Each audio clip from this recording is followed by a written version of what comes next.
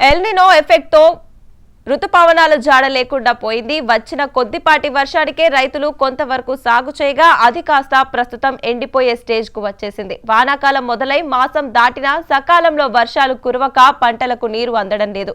ఇక ఉమ్మడి నల్గొండ జిల్లాలో ఖరీఫ్ కష్టాలపై మరిన్ని వివరాలు మా ప్రతినిధి రాము అందిస్తారు.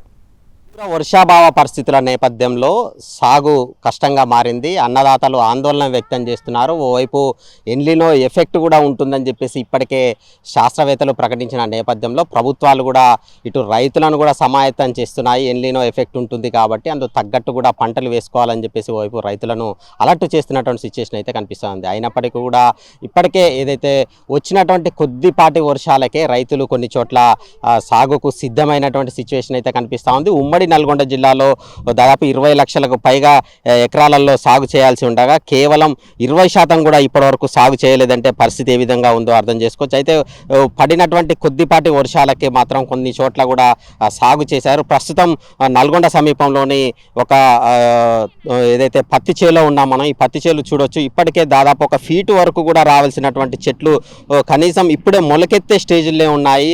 ఇప్పటి వరకు కూడా కురిసిన ఏదైతే వర్షాలు రాకపోవడంతో కూడా ఇదంతా కూడా మరొక వారం రోజులలో ఇవన్నీ కూడా ఎండిపోయే ప్రమాదం కూడా ఉంది. ఇప్పుడు వర్షాలు రాకపోతే మొత్తానికి రైతులు ఏమనుకుంటున్నారు, అసలు ఈ వర్షాభావ పరిస్థితుల వల్ల ఎలాంటి ఇబ్బందులు ఎదుర్కోవాల్సి వస్తుంది ఏంటనే దాని మీద మాట్లాడే ప్రయత్నం చేద్దాం. ప్రస్తుతం మనతో పాటు రైతులు ఉన్నారు.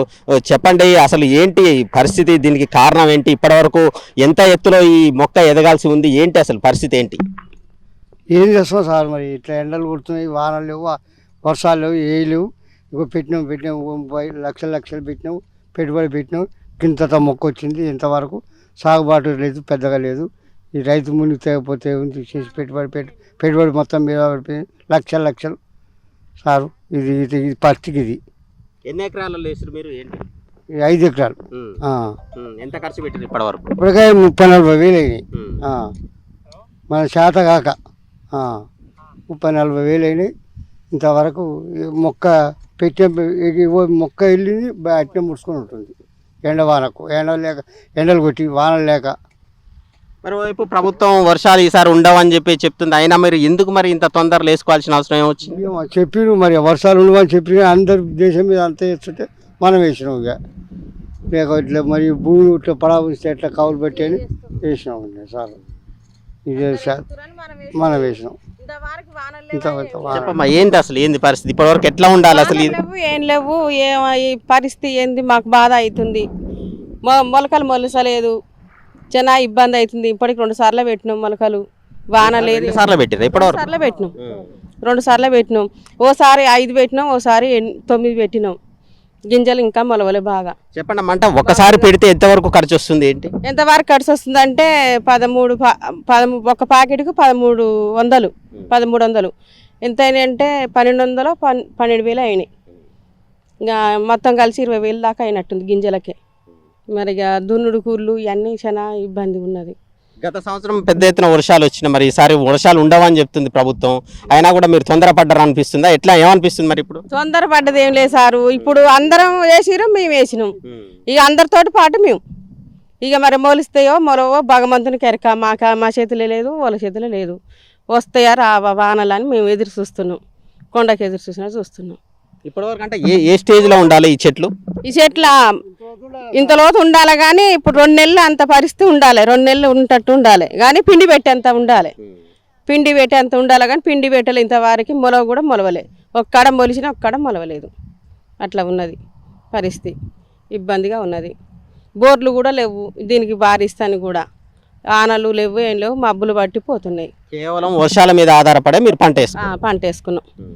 ఆనల మీదనే ఆధారం ఉంది మాకు, ఏం లేదు. ఇక అవి ఆనకే చూస్తున్నాం, ఎదురు చూస్తున్నాం, ఏం లేదు. ఎల్నినో ఎఫెక్ట్ మాత్రం ఇప్పటి నుంచే ప్రభావం చూపిస్తుందని చెప్పేసి చెప్పుకోవచ్చు. ఎందుకంటే వర్షాలు ఈ పాటికి పెద్ద ఎత్తున రావాల్సి ఉండే, పిండి పెట్టాల్సిన పరిస్థితి ఉండేది. కానీ కనీసం ఇప్పుడు మొలకెత్తే పరిస్థితే ఉంటే ముందు ఎట్లా పరిస్థితి, వర్షాలు రాకపోతే ఇది పంట చేతికి వచ్చే పరిస్థితి లేదు.